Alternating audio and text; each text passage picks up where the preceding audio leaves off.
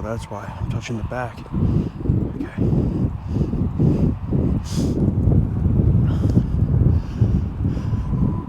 What's up, guys?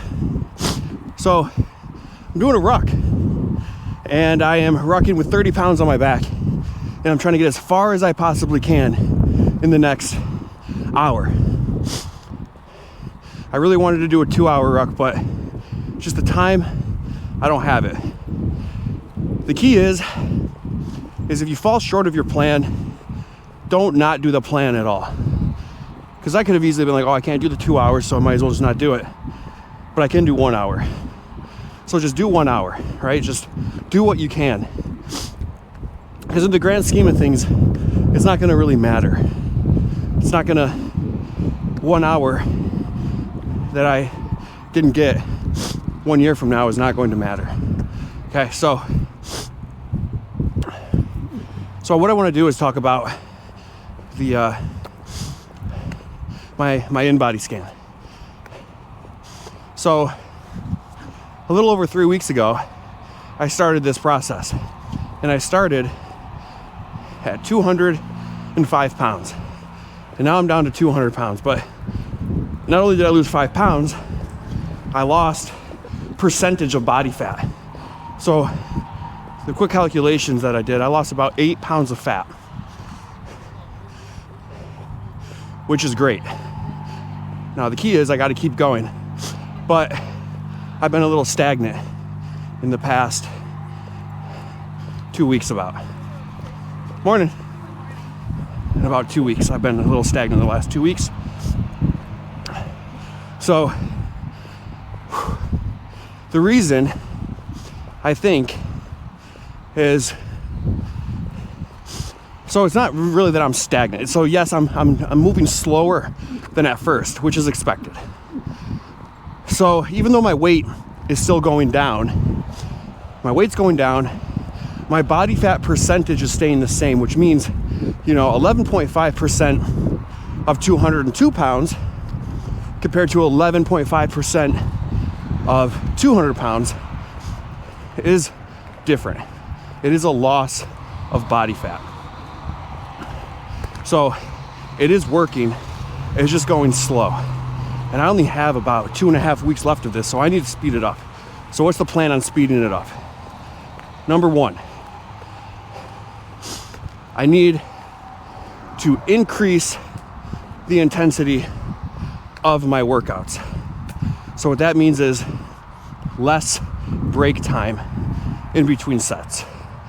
I'm gonna try to do that. Okay, that's something I can do.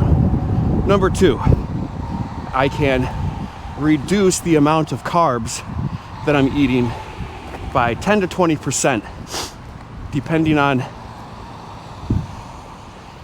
how I feel. I gotta go by feel because I gotta hit my workouts still, but I have to reduce my carbs. Number three is increase my cardio. So to be honest, I haven't really been doing a lot of running, only because that this time of year is busy for me. Remember, I own a gym. You think that the amount of clients who are opting into my program is fairly high right now? Of course it is. So I have a lot more consultations right now. So that just takes time away from what I'm doing. When I could normally break away for an hour to do a run, I just can't anymore. And the other thing I can do is start going into the sauna. So I have a sauna. I have 2 saunas I can hit. I have one at the gym down the road, and I have another at the country club. So I need to focus on hitting that. And what I'm thinking about doing in regards to that is there are studies that show the best use of a sauna is 1 time per week, but you make it into a session. You do a sauna session, meaning I'll do 20 minutes in the sauna and then get out and take a 5-minute cold shower. And then I repeat that 3 times, back to back to back. So you're looking at about an hour and a half of sauna training compared to just 20 minutes in the sauna after a workout, right? So I'm gonna be doing that. So if I incorporate those 4 things into my already routine, chances are I'll lose some weight. I also have the ability to the very last week do some magic things like drastically cut my carbs, because remember, this at that last week, it's a short-term thing. I understand it's not long-term. I just need that picture, right? So if I can get that picture, then that's what we're looking for, that before and after picture. So in the grand scheme of things, 1 week is not going to really affect me. I'm still going to work out. I'm just going to drastically cut my calories and do some other things that maybe I'll explain when I'm going through the process. So I might be a little lower energy. I might be thinner, but it's short term, it's temporary. I'll take that after picture and then I'll get back to it. And then I'll probably start a bulking phase again and work on increasing my lifts throughout the winter until about May. And then I'll start a cutting phase again. And the goal is at the end of that cutting phase, I weigh more than I do at the end of this cutting phase because I have more muscle, right? So that's the goal. Now, the whole process so far, it's been fun. It's been enjoyable. I love it. I love that it keeps me on the grind. It keeps me focused at the mission. And my lifts are still going up, which is crazy. They started to plateau a little bit this week, but not by much. Not by much. I tied, right? I tied my last week. And yeah, my 8th rep on shoulder presses that I did yesterday, for example, was a lot more struggle than the week before, but I still got it. And as you can tell, I have to keep switching the cameras back and forth because my shoulders are burning from that workout. So, all in all, it's been fun so far. I'm still not done. It's all about recording the data, which I am. Morning. Recording the data, analyzing the data, not having any emotion towards the data, right? That's a big thing. Like if you're trying to lose weight and you're looking at the data and you're saying, and it's not changing, and you go, oh, I suck. You know what? I'm done. It's not working. No, that's just a way to maintain where you are forever. You look at the data, and if it's not changing, then you change what you're doing. You analyze how you can increase what it is you're already doing. And maybe there is results happening. You just don't see it, right? And there's not only just physical results, there's mental results. By sticking with a program, this is huge. That's huge for your mental confidence, for your ability to build your discipline muscle, your commitment muscle, that you can then take to other areas of your life. I almost welcome these moments of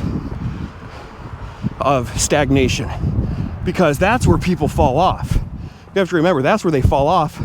And if you stay, the people who fall off will get worse because they're not pursuing it anymore. So they will start to fall backwards.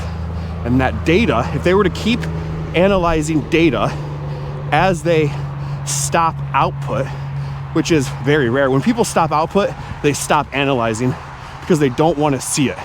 They want to hide from it. But hiding from it doesn't make it go away.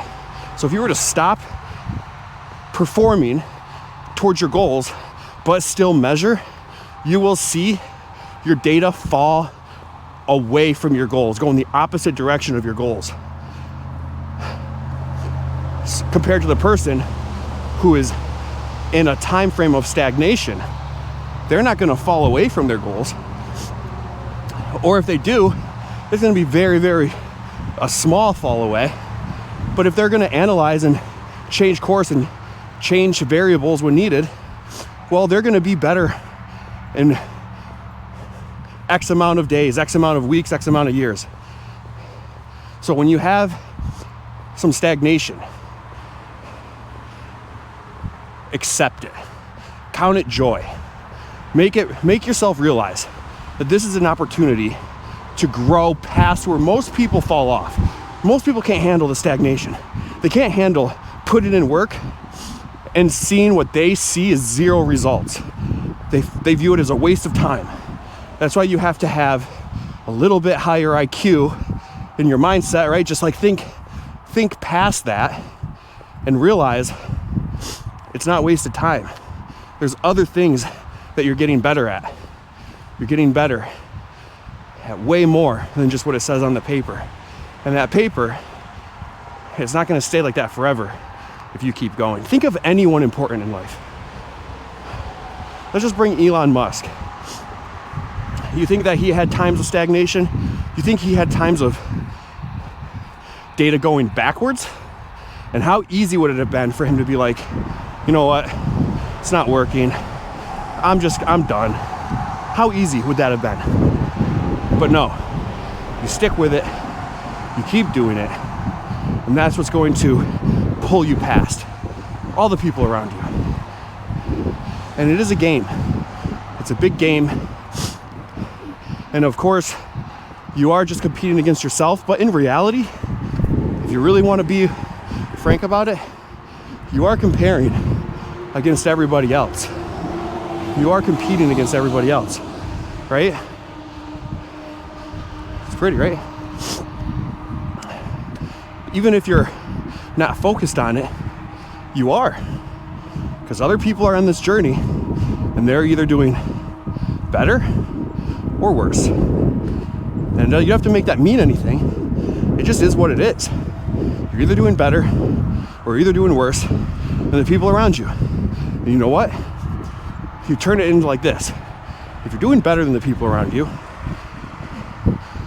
then be willing to lend a hand, to be the inspiration that they need to also do better.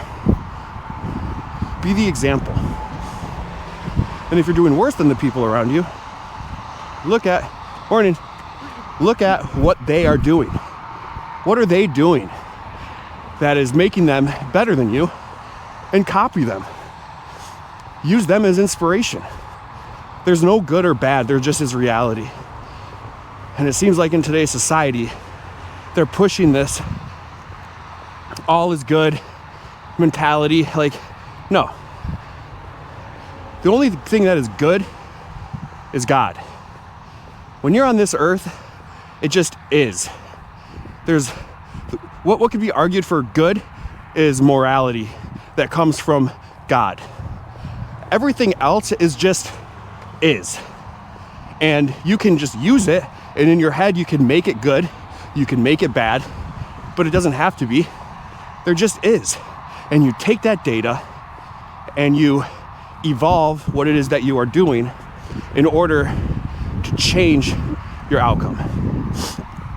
All right, so that's enough for this part of the walk. I've been going for 23 minutes. Maybe I'll come back on at the end just to show you where I'm at. The goal is 3.5 miles. So I'll let you know where I'm at. See ya. Go do something. Go be bad at something and then refuse to stop. So then you're just a little less bad at that thing. And then over time, you're so not bad that you're actually kind of good at it. So just go do that. See ya.